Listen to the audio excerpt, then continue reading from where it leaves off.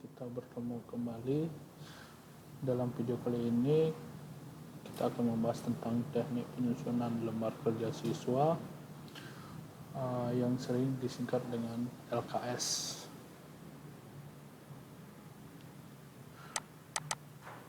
Nah, dalam kenyataannya tidak semua guru mampu menyusun LKS secara mandiri. Nah, sering sekali LKS yang digunakan guru dalam proses pembelajaran ini merupakan LKS dari hasil membeli atau yang dijual secara umum. Nah, kadangkala LKS ini tidak sesuai dengan karakteristik siswa yang mereka karakteristik siswa di sekolah tersebut.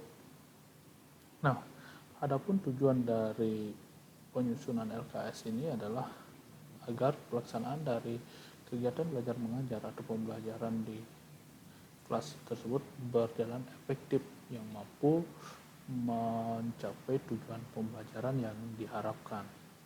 Nah, harapannya adalah guru mampu menyusun LKS secara mandiri karena guru lebih tahu persoalan dan karakteristik dari kelas yang mereka ampu.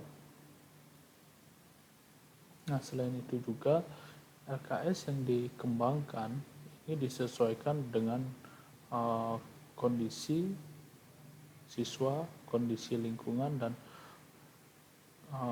sosial budaya yang berkembang di masyarakat, sehingga pelaksanaan dari pembelajaran mampu memberikan kebermaknaan terhadap pengetahuan, keterampilan yang dimiliki oleh siswa. Nah, mungkin sebelumnya kita sudah membahas tentang pengertian dari LKS, yaitu adalah lembar yang berisi pedoman bagi siswa untuk melakukan kegiatan yang terprogram sebagai sarana olah pengetahuan dan olah keterampilan yang diperlukan siswa dalam proses pembelajaran. Nah, peran LKS dalam proses pembelajaran baik itu bagi guru ataupun bagi siswa dapat dirinci pada slide berikut. Bagi guru, LKS ini dijadikan sebagai pedoman dalam melaksanakan kegiatan belajar mengajar. Sedangkan kalau bagi siswa ini sebagai pedoman melaksanakan kegiatan belajar mengajar itu sendiri. Dan bagi guru, LKS juga untuk membantu dalam menentukan dan menyusun rancangan pembelajaran yang akan dilakukan di kelas. Terus bagi siswa ini adalah mengembangkan keterampilan proses dari siswa itu, baik itu dalam mengkonstruksi pengetahuan dan memperoleh pengalaman selama proses pembelajaran. Yang ketiga adalah mengaktifkan siswa atau melibatkan siswa secara aktif dalam proses pembelajaran. Sedangkan kalau bagi siswa ini adalah mengembangkan sikap ilmiah yang diantaranya meningkatkan rasa percaya diri, jujur, terus memberikan pengalaman untuk bertanggung jawab dan mampu berpikir secara ilmiah. Yang keempat adalah memantau keberhasilan belajar siswa. Nah, keberhasilan belajar siswa ini tidak hanya dipandang dari aspek pengetahuan saja, tetapi dari aspek keterampilan. Bagaimana dalam proses pembelajaran itu melalui LKS, siswa tidak hanya diajarkan untuk memperoleh pengetahuan itu sendiri, tetapi juga siswa dilatih untuk menggunakan, mengolah atau memanfaatkan apa yang mereka miliki untuk mengerjakan langkah-langkah pembelajaran yang sesuai dituangkan dalam LKS tersebut. Terus kalau bagi siswa ini adalah melatih menemukan konsep atau mengkonstruksi pengetahuan, prinsip, teori yang mereka pelajari dari informasi-informasi yang digali dari proses pembelajaran itu sendiri. Nah, terus bagi guru, LKS itu juga sebagai pedoman dalam kegiatan lapangan atau laboratorium. Nah, kalau sedangkan bagi siswa ini adalah melatih memperoleh catatan tentang materi pelajaran secara mandiri dan membantu memperoleh informasi-informasi yang ditemukan dalam proses pembelajaran atau proses eksplorasi pengetahuan.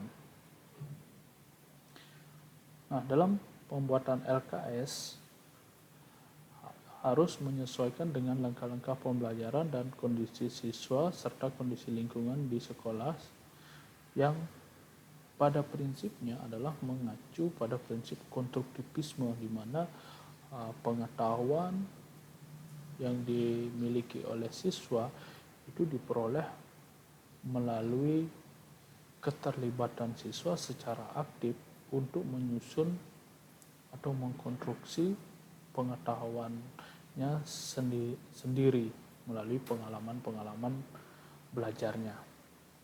Nah, ada beberapa cara untuk menyusun LKS dan wajib memenuhi beberapa syarat, yaitu syarat didaktis, syarat konstruksi, dan syarat teknis. Nah, ketiga syarat tersebut akan kita bahas pada slide berikutnya, yaitu tentang syarat didaktis. Baik, berikutnya yaitu syarat didaktis. Ini memperhatikan adanya perbedaan individu. Nah, karena masing-masing siswa itu memiliki karakteristik dan keunikannya masing-masing. Nah, tentu ini perlu mendapat perhatian yang serius dari guru, sehingga ini dapat dijadikan pedoman oleh guru untuk menentukan mana siswa yang lambat, mana yang sedang, dan maupun yang pandai dalam memperoleh informasi atau memahami keterkenaan informasi yang mereka peroleh. Yang kedua adalah pada proses menemukan konsep-konsep, sehingga LKS berfungsi sebagai petunjuk siswa untuk mencari tahu, bukan sebagai alat untuk memberitahu. Nah, di sini dibutuhkan kreativitas, terus inovasi-inovasi secara mandiri oleh siswa untuk menemukan, mengeksplorasi pengetahuan-pengetahuan dari berbagai sumber belajar yang dekat dengan lingkungan siswa itu sendiri, sehingga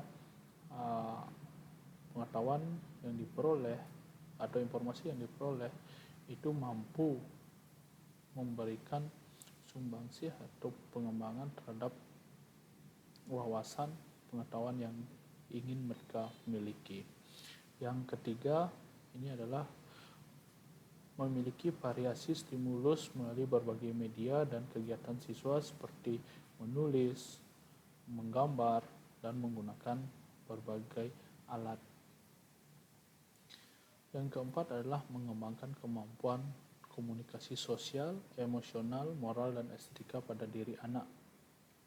Nah, dalam pelaksanaan LKS, lembar kerja siswa ini sebagai petunjuk. Nah, tentu ada beberapa langkah-langkah yang harus dilakukan siswa dalam melaksanakan kegiatan tersebut. Nah, diantaranya siswa harus mampu mengkomunikasikan apa yang menjadi idenya terhadap orang lain, dan mampu mengontrol emosionalnya sehingga mampu mencapai tujuan yang diharapkan. Begitu juga tidak menyalahi aturan moral atau nilai moral yang berlaku di masyarakat. Dan yang terakhir adalah memiliki estetika atau seni yang dapat dimunculkan sesuai dengan keterampilan yang dimiliki pada anak. Nah, Yang kelima adalah pengalaman belajarnya ditentukan oleh tujuan pengembangan pribadi mahasiswa atau bukan ditentukan oleh materi bahan ajar. Nah, tentu LKS ini adalah tujuannya adalah memberikan pengalaman yang seluas-luasnya kepada siswa dalam proses pembelajaran, namun tidak keluar dari tujuan pembelajaran itu sendiri. Dan tujuan pembelajaran pun harus mampu merangsang atau mampu memfasilitasi siswa untuk mengembangkan pengetahuannya, ya, sehingga menjadi lebih luas, lebih bermakna, dan mampu diimplementasikan dalam kehidupan sosial dan pribadinya.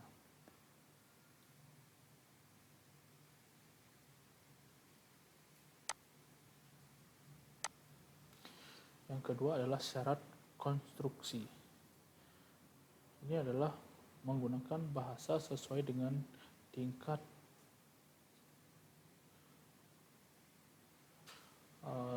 anak, sehingga bahasa yang sebaiknya digunakan adalah bahasa yang mampu membuat ikatan emosional pada anak untuk terlibat secara aktif dalam proses pembelajaran.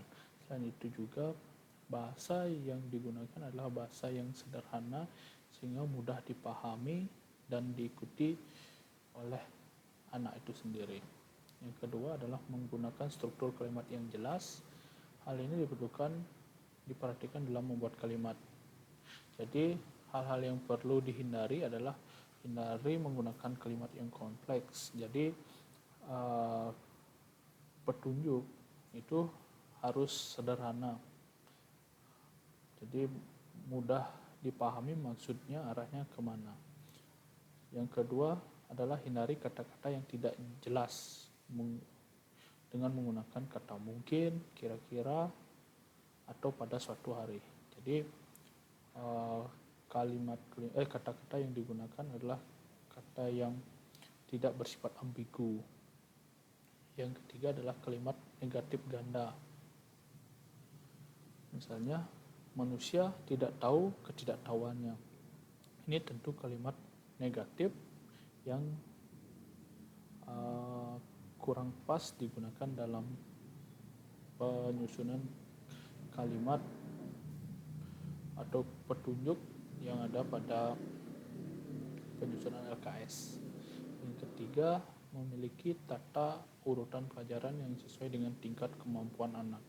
Seperti video-video saya sebelumnya, jadi usahakan pada pembelajaran atau pengembangan bahan ajar ini disesuaikan dari karakteristik anak itu. Mulai tingkat SD itu adalah bergeraknya dari hal yang bersifat mudah ke hal yang bersifat rumit atau yang tingkatannya agak lebih sulit. Jadi hal-hal yang sederhana ke hal-hal yang lebih kompleks. Yang keempat adalah hindari pertanyaan yang terlalu terbuka.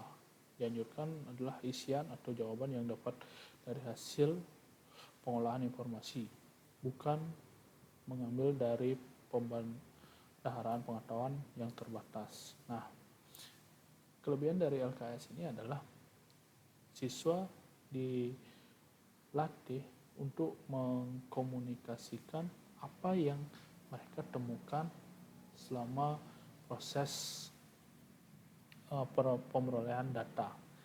Nah, itu nanti akan dikomunikasikan, dan usahakan pertanyaan-pertanyaan yang ada dalam LKS tersebut mampu merangsang atau mematik anak itu untuk berpikir lebih dalam dan lebih luas lagi tentang suatu informasi yang akan diungkapkan. Yang kelima adalah tidak mengacu pada buku atau sumber di luar kemampuan keterbatasan siswa. Yang keenam adalah menyediakan ruang yang cukup untuk memberi keleluasaan siswa untuk menulis maupun menggambarkan pada LKS. Nah, di sini disediakan space khusus untuk siswa menulis hal-hal yang ingin disampaikan atau memberikan jawaban terhadap apa yang mereka temukan dari petunjuk-petunjuk yang ada dalam LKS tersebut. Yang ketujuh adalah menggunakan kalimat sederhana dan pendek dalam petunjuk, cara kerja, dan perintah yang ditulis dalam lembar kerja siswa yang diberikan pada anak. Yang nomor 8 adalah menggunakan lebih banyak ilustrasi daripada kata-kata. Nah, di sini penggunaan gambar, foto ini sangat penting sekali. Jadi siswa mampu memahami secara konkret apa maksud dari petunjuk yang diberikan pada dirinya pada LKS tersebut. Yang 9 adalah dapat digunakan untuk anak-anak yang lambat maupun cepat. Jadi ini mampu mengkombinasikan atau memfasilitasi anak-anak yang lambat ataupun yang cepat dalam memperoleh informasi. Terus yang ke-10 adalah mempunyai tujuan belajar yang jelas serta manfaat dari pembelajaran berbagai sumber motivasi. Nah, dengan mengetahui tujuan, dengan mengetahui manfaat, siswa akan lebih termotivasi untuk mempelajari hal tersebut karena dia tahu manfaat dari mempelajari itu akan berguna bagi kehidupannya sekarang, nanti, ataupun dalam kehidupan sehari-harinya. Dan siswa tahu kegunaan atau manfaat dari pelajaran tersebut. Yang ketiga adalah syarat teknis. Ini tulisan ini menggunakan huruf cetak dan tidak menggunakan huruf Latin atau Romawi. Yang B itu menggunakan huruf tebal yang agak besar untuk topik dan bukan huruf biasa yang diberi garis. Yang C adalah menggunakan tidak lebih dari 10 kata dalam satu baris.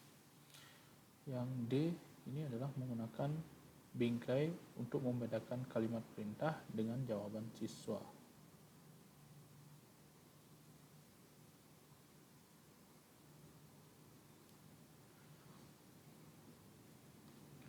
Terus gambar. Gambar yang baik adalah gambar yang dapat menyampaikan pesan atau isi dari gambar secara efektif kepada pengguna LKS. Nah, jadi gambar atau foto atau grafik dan tabel ini ada fungsinya adalah mampu memberikan gambaran pesan dan dipahami oleh siswa. Yang ketiga adalah penampilan. Anak akan tertarik pada penampilan LKS bukan isi LKS, tetapi dengan kata-kata dan gambar sehingga anak tidak jenuh.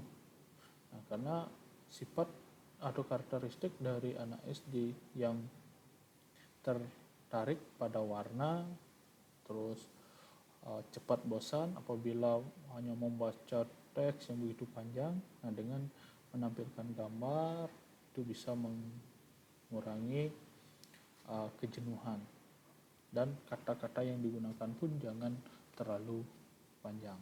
Yang saya sampaikan tadi cukup 10 kata di setiap kalimat, maksimal 10 kata di setiap kalimat. Nah, LKS ini ada kegiatan eksperimen, ini dilakukan dengan cara penelitian atau percobaan. Ada juga LKS yang kegiatan non-eksperimen, yang kegiatannya dilakukan dengan cara mengamati atau pengamatan.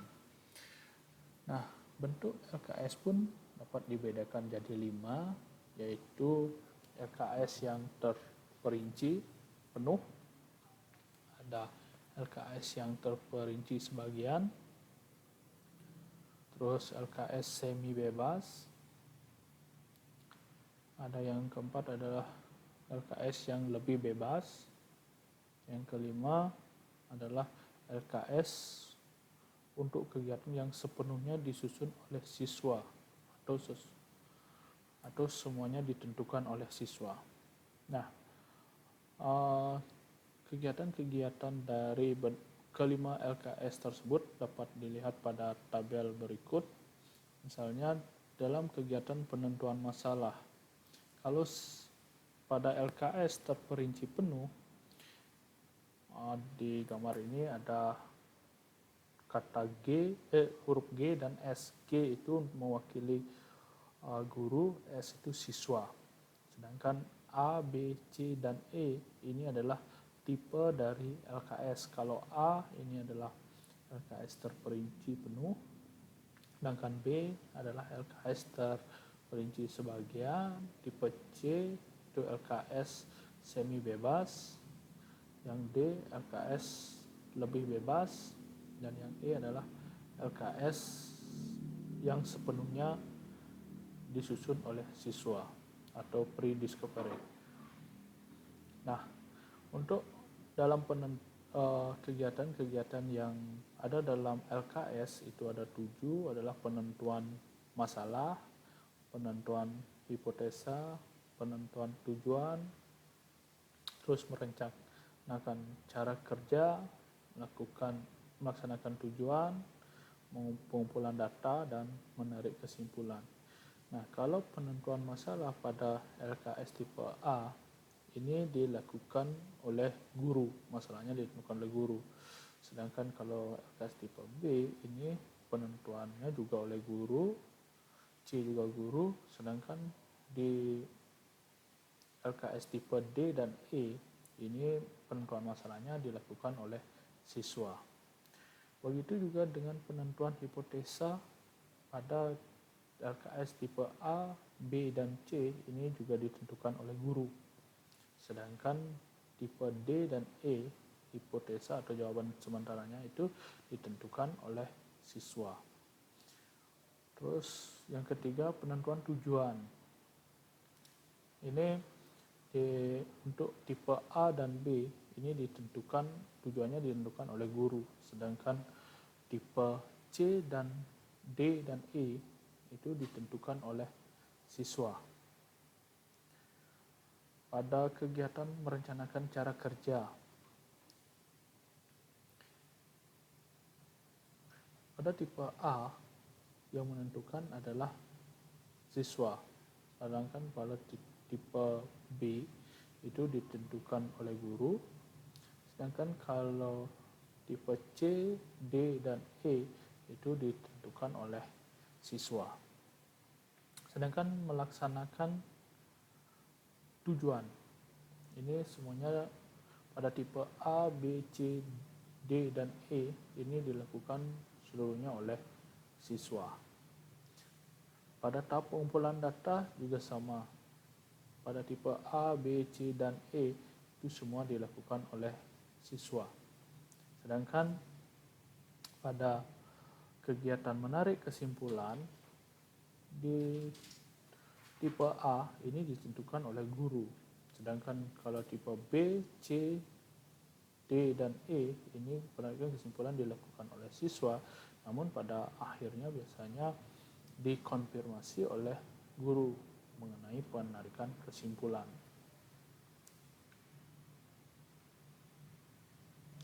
Nah, ini beberapa contoh LKS.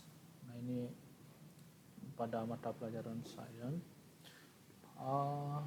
Pada identitas lembar kerja siswa ini dilengkapi nama sekolah, mata pelajarannya apa, kelas dan semester, hari tanggal pelaksanaan, estimasi waktu, terus kompetensi dasar yang harus dicapai, terus hasil kerja atau diharapkan, terus indikator. Yang berikutnya adalah petunjuk. Petunjuk ini terkait dengan apa-apa saja yang harus disiapkan. Berikutnya adalah langkah-langkah kegiatan. Ini apa-apa saja yang harus dilakukan siswa dalam pelaksanaan. Karena ini sifatnya adalah eksperimen, ini langkah-langkah kegiatan yang dilakukan dalam percobaan.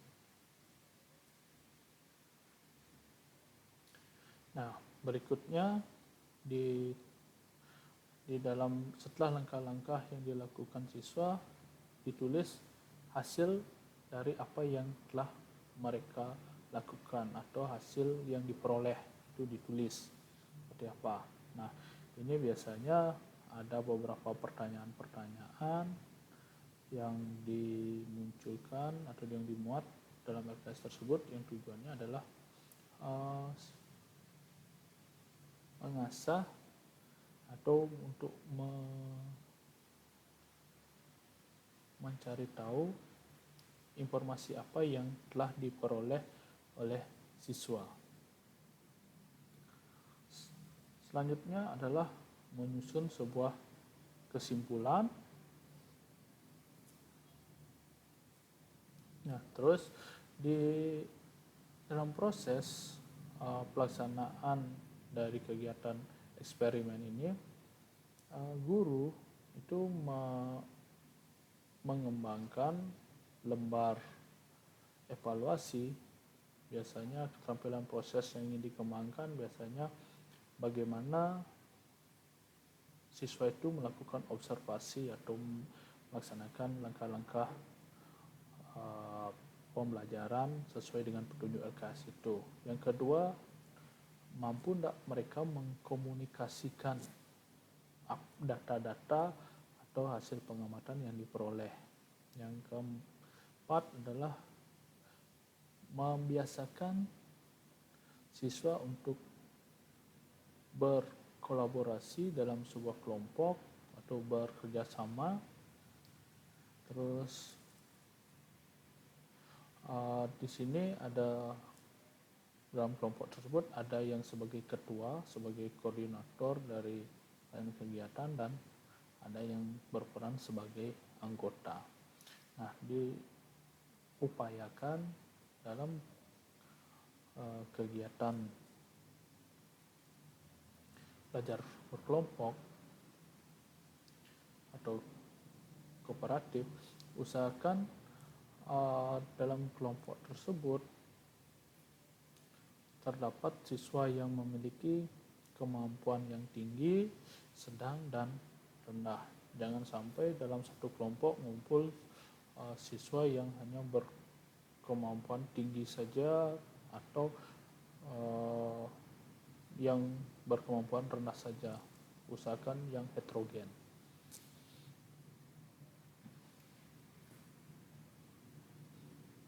Nah, kalau contoh LKS non-eksperimen ini sebenarnya tidak jauh berbeda.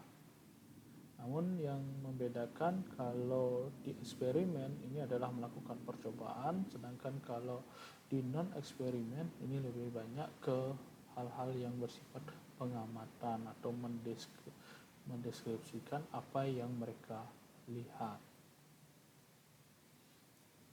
Mungkin ini contohnya. Contoh kesimpulannya,